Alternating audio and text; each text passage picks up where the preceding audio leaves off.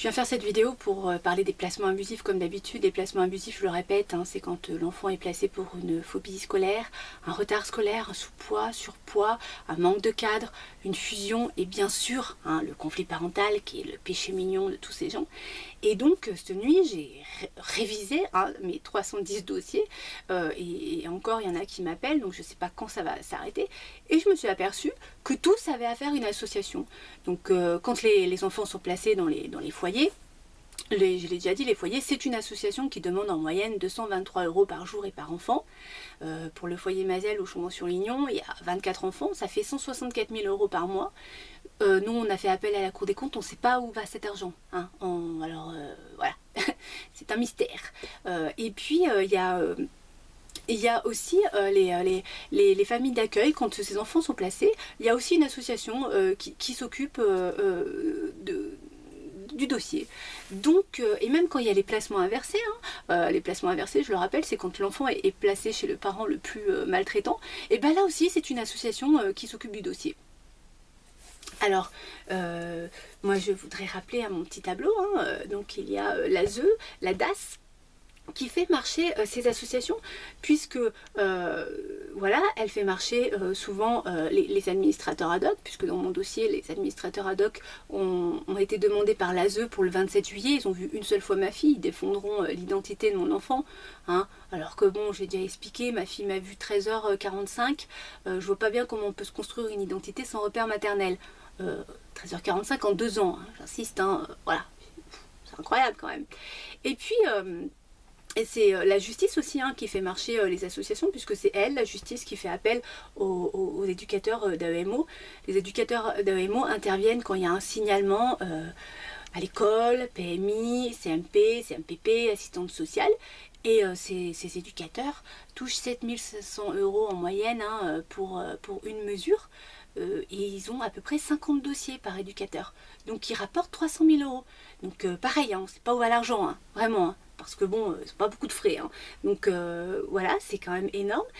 Et alors en plus, aujourd'hui, comme beaucoup en fait, j'ai, au lieu d'avoir affaire à l'ASE, alors que dans mon dossier, dans l'ordonnance de la juge, c'est marqué que j'ai affaire à l'ASE de Valence. C'est l'ASE de Valence qui doit faire les visites médiatisées, qui doit respecter l'autorité parentale, qui doit établir le PPE. Alors un PPE, c'est un projet personnel pour l'enfant qui suit l'enfant depuis le début du placement. Autant vous dire qu'il n'y en a jamais, des PPE, voilà, il n'y a jamais d'objectif en fait, donc voilà, on ne peut pas avancer avec les œufs, mais tout ça est fait exprès, parce que il faut que ça dure le plus longtemps possible, en fait, voilà, je voudrais juste aussi, non, on s'est renseigné sur ces associations. Les directeurs de ces associations sont en lien avec le conseil départemental, sont même amis souvent, ce sont des carriéristes, ces gens sont des carriéristes. Les responsables de l'ASE, ce sont souvent des carriéristes. Alors autant vous dire que celles qui réussissent, ce sont les plus inhumaines. Celles qui accumulent le plus de dossiers, qui gardent les enfants le plus longtemps possible.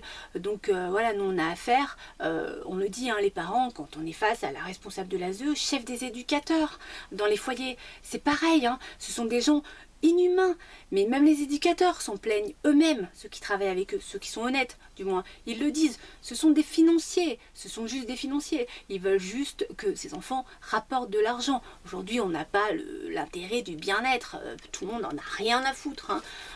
L'ancien directeur du Puy-en-Velay, il est devenu maire du Puy, alors qu'il est très ami avec le président régional.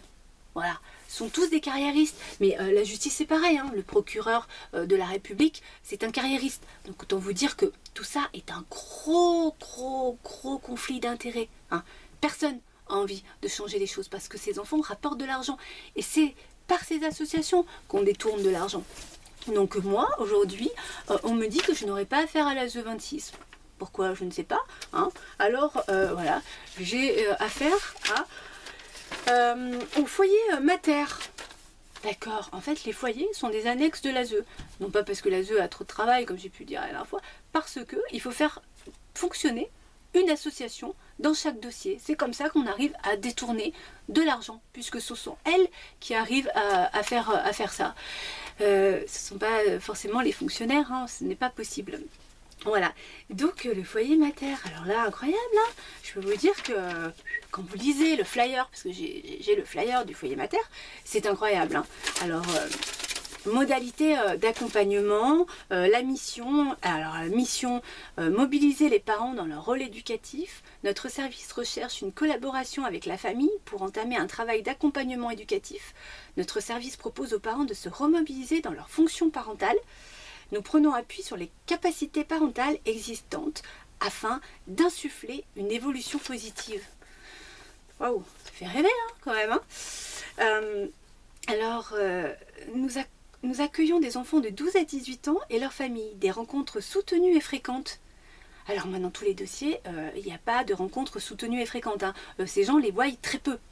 Très rarement. Mais par contre, ces gens, ils seront à l'audience, hein, bien évidemment. Et puis ils auront fait un rapport bien salace, hein, comme d'habitude. Hein. Alors, des rencontres soutenues et fréquentes plusieurs fois par semaine. Nous rencontrons le jeune et sa famille au domicile, à l'extérieur ou sur site. Oui. La personnalisation des prestations. Selon les besoins socio-éducatifs repérés, l'équipe éducative dispose de différents supports, outils et types d'accompagnement adaptés à la situation. Visite à domicile, rencontre avec la psychologue, entretiens familiaux, temps collectif, groupe thématique. Hein. Voilà, ces gens sont formidables.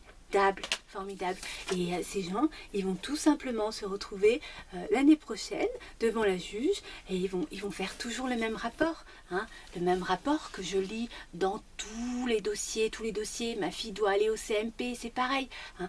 Marine ne veut pas aller chez sa maman. Marine est trop perturbée quand elle voit sa maman. Tous les dossiers, c'est comme ça. Parce que je le dis, tous les placements, c'est le même procédé. On place ses enfants illégalement, injustement, hein, parce qu'il n'y a pas de procédure légale. Une fusion, on prend 6-7 ans hein, sans lien avec son enfant, et ainsi de suite, et ainsi de suite. Il n'y a pas de procédure légale. Et on coupe le lien, ces gens servent à couper le lien, parce que, et pour que l'enfant n'ait plus envie de voir son parent. Voilà, pour continuer, bien sûr, que ce placement continue le plus longtemps possible, que ce dossier puisse exister le plus longtemps possible, puisqu'il y aura toujours un problème. Hein. On n'a pas résolu le lien entre Marine et sa maman, on n'y est pas arrivé, ou sa maman n'a pas voulu travailler. Alors ça, je l'ai entendu, alors que je l'ai déjà dit, j'ai pas arrêté de demander des PPE, j'ai écrit des recommandés pour demander des comptes rendus, des visites médiatisées, et ainsi de suite. Voilà. Donc, mais il y aura toujours un souci pour continuer à garder ce dossier le plus longtemps possible.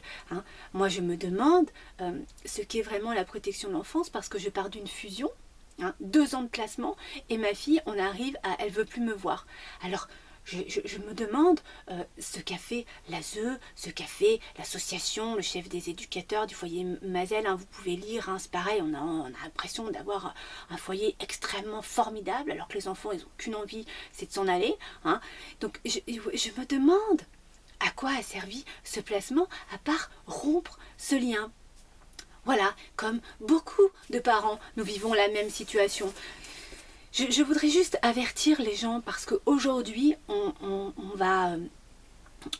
recrute hein, des éducateurs, on ouvre des places dans les foyers et puis on recrute des familles d'accueil. Donc on va accentuer hein, ce bénéfice, ce trafic d'enfants. Donc voilà, je voudrais juste vous prévenir de faire attention puisque les institutions, elles sont aussi invitées à faire de plus en plus de signalements, hein, bien évidemment. Donc voilà, j'avais juste envie de vous dire que tout ça c'est pas une blague. Moi j'ai d'autres choses à faire dans la vie que de faire ces vidéos. Hein. J'étais très tranquillement avec ma fille que j'aimais de tout mon cœur et que je n'ai pas jamais maltraitée, hein, bien évidemment. Et voilà, j'ai rien à gagner puisque moi j'ai déjà tout perdu. J'ai perdu ma fille, donc et je la retrouverai pas cette relation puisque c'est ce que je viens de vous dire. On va continuer inlassablement à pérenniser ce dossier le plus longtemps possible. Donc voilà, hein, juste, c'est pour vous ces vidéos, c'est pour vous citoyens, hein, c'est pour vous essayer de prendre conscience que c'est grave, la protection de l'enfance, c'est grave parce que ces enfants sont maltraités dans les foyers, il y a des viols, il y a des violences institutionnelles incroyables, on le sait, ces enfants quand ils sortent de l'ASE, ils sont détruits, pour la plupart ils sont détruits, c'est très difficile de se reconstruire puisque on les carence affectivement, on les manipule, hein, on leur dit mais tu sais ta maman elle est pas si bien que ça, on a pu entendre le chef des éducateurs du foyer Mazel dire que j'étais folle, voilà, que j'avais un problème psychologique.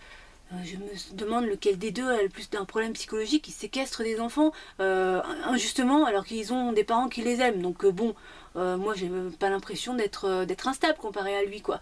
Donc voilà, ces enfants qui vont sortir sont SDF, addicts à l'alcool, à la drogue, sans formation professionnelle hein, parce que personne s'en occupe, tout le monde s'en fout. Voilà, il y a quand même les terroristes hein, de France qui sortent de l'ASE. Donc, je ne sais pas, essayez de vous poser la question, qu'est-ce qu'on peut faire, comment on peut changer les choses. Quand vous descendez dans la rue pour demander une retraite, c'est très bien, moi j'y étais aussi. Mais peut-être qu'on peut demander, hein, où va l'argent de toutes ces associations. Voilà, c'est légitime de demander, parce que c'est notre argent, finalement c'est nos impôts, on travaille pour ça. Je ne suis pas sûre que le citoyen ait envie de travailler pour détruire des enfants. Parce que je le répète, hein, la terre ne nous appartient pas, c'est nos enfants qui nous la prêtent. Et si on détruit des enfants, ces gens peuvent minimiser leurs responsabilités, puisqu'on entend la responsable, la référente de l'ASE, de Tain-l'Hermitage, minimiser en disant oui mais il y a aussi des fois, voilà, il y a des dossiers où on a réussi hein, quand même à sortir les enfants d'une maltraitance. Oui, il y en a certains dossiers, mais toi-même tu reconnais que finalement tu n'as pas fait beaucoup de dossiers où tu as réussi, puisque nous on s'est un peu renseigné sur ta carrière. Personnellement, j'aimerais bien que la nuit quand tu te couches, tu vois, tu penses à tous ces enfants qui ont pleuré, hein, parce que tu les as empêchés de voir leurs parents, et tous ces parents, toutes ces familles que tu as détruits, parce que tu en as détruit beaucoup, crois-moi, nous avons les informations sur toi. Donc voilà. Ça me tient à cœur, bien sûr que ça me tient à cœur, pas parce que ma fille elle y est, entre autres, mais aussi parce que pour moi on touche à l'enfant et je trouve ça incroyable que des gens puissent détruire des enfants, tout ça en toute impunité et en minimisant ce qu'ils font, hein, parce que c'est une décision judiciaire, parce qu'ils sont plusieurs à décider ou je sais pas quoi. Non, non, il y a un libre arbitre, hein, vous êtes tous responsables de cette maltraitance que vous faites subir à ces enfants et vous le savez, donc même ceux qui ne participent pas, ils sont complices de ceux qui le font.